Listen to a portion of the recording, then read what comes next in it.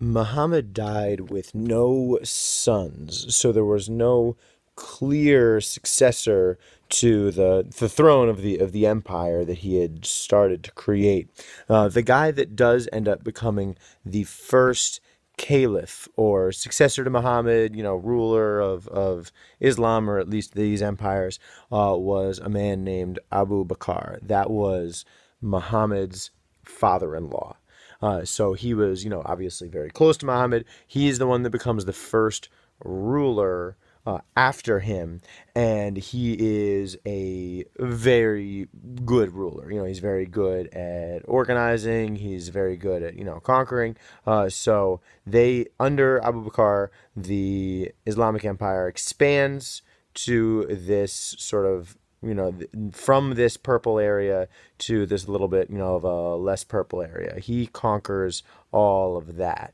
And then the caliphs who come after Abu Bakr conquer all this over here. So Abu Bakr succeeds Muhammad, and then there's the next caliph after him, and then there start to be some power struggles. The two or three caliphs after Abu Bakr are all assassinated. So there's a sort of high level struggles going on amongst the elite successors of Muhammad. They're fighting to control this growing empire here. In 661, the general Muawiyah becomes, the next caliph. He sort of wins the power struggle, but then what he does is he makes the office hereditary. So he essentially makes it, sort of a more formal, more regular empire, like we've seen before, where it's hereditary, within him and his family, thus starting the Umayyad dynasty. Since he'd been from Syria, or the governor of Syria, he moves the capital from Medina all the way over here to Damascus and starts a sort of a new era of the history of this empire. He conquers all of this colored area here. So he conquers all the way over here, all of the northern Africa, and this is the Umayyad dynasty that does this, and Spain. Spain is conquered by the Islamic empires and remains a country that is governed by these Muslim empires for centuries and centuries. Now, there's a very important fight here that I want to highlight, obviously, because I have all this text about it down here. One of Muawiyah's main rivals was a man named Ali. Ali was the grandson of Muhammad. Muhammad didn't have any sons, but he did have daughters. So Ali is a grandson of Muhammad, but he doesn't win the power struggle. Muawiyah up here does. Uh, One of Ali's sons, Hussein, actually leads this big revolt against the Umayyads, saying, "No, you shouldn't be, in charge. It should be me and my family. I'm the great grandson of Muhammad." And Hussein is crushed, and this rebellion is crushed. Why is any of this important? This is beyond just sort of simple dynastic politics and a simple civil war. This is very important. After this all happens, the Umayyads cement their power, and the Ali and Hussein and the descendants of Muhammad are sort of defeated politically. The religion of Islam splits into two different branches. They're not two different religions. It's both Islam, but there's sort of two different branches of it. It's something that's important to understand because it still exists today. Sunni Muslims would be the ones who accept the historical succession of the caliphs. In other words, the people who went along with the reality of the fact that the Umayyads were sort of in control now. The Shia Muslims were originally the Muslims who sort of didn't accept this status quo, saying no, what's happening here is not right. It should have been, Ali should have won. It shouldn't have been Muawiyah who won. It should have been Ali. And the Shia Muslims today are sort of generally centered in this area here in Iran and Iraq, but it's not nearly so clean as that. You can be a Shia Muslim anywhere. This distinction is a very important one to understand because while many Muslims would just recognize that that all Sunni Muslims are Muslims, Shia Muslims are Muslims, there are some who who use this sort of split as an excuse for violence. So you'll see even in the news today, news of one particular group going after another group, and you might think to yourself, well, that's crazy. If they all believe the same thing, why is there fighting? This, whether or not it's just an excuse or not, this split, this historical split, is at the very least used as a rationale for violence, even today.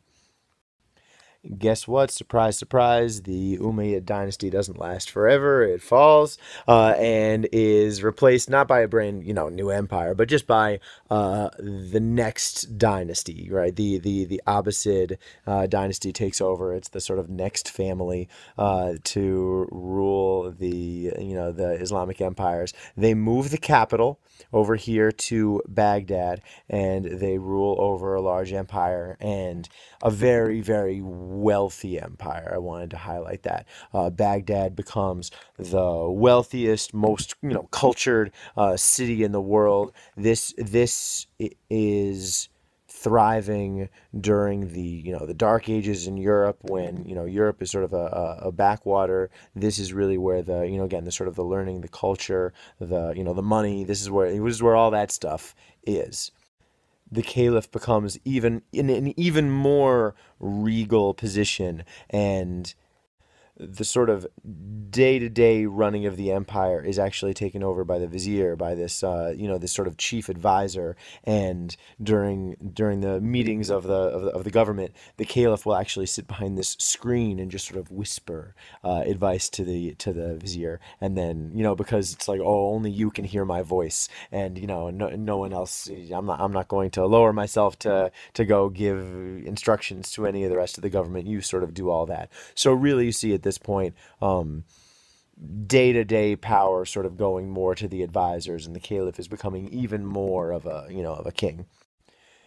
If you remember back at what happened to the Roman Empire, you won't be surprised that eventually this sort of opulence leads to the emperors, the caliphs rather, in Baghdad, getting just a little bit too lazy, and power ends up being seized by the Turks, by the people up here from Turkey, are going to become the new people in charge.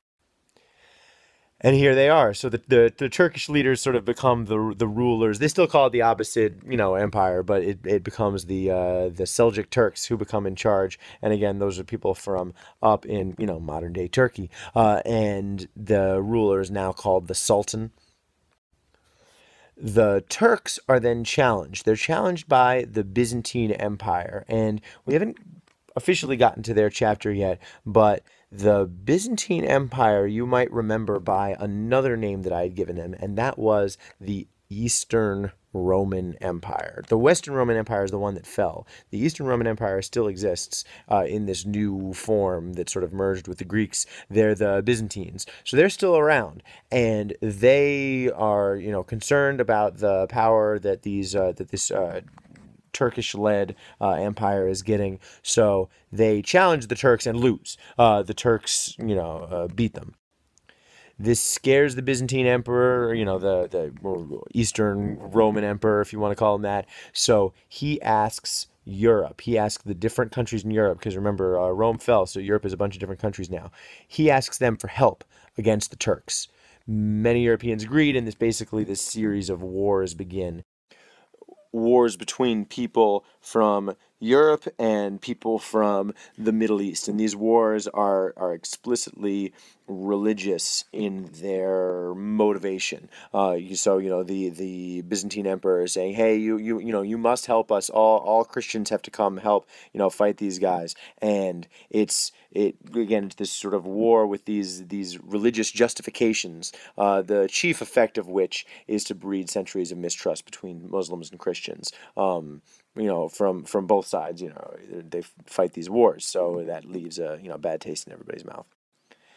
Finally, we can put a close to this period of Middle Eastern history in 1258, when the Mongols, who we're going to study more in Chapter 8, come in their in their invading wave. They invade Baghdad. They burn a lot of it down. They kill a lot of people, including the caliph of the Abbasid dynasty, who's ruling right then, and they end it. So the Mongols come in and put an end to this particular dynasty, to this particular empire, and then they're going to rule the area for a while after that.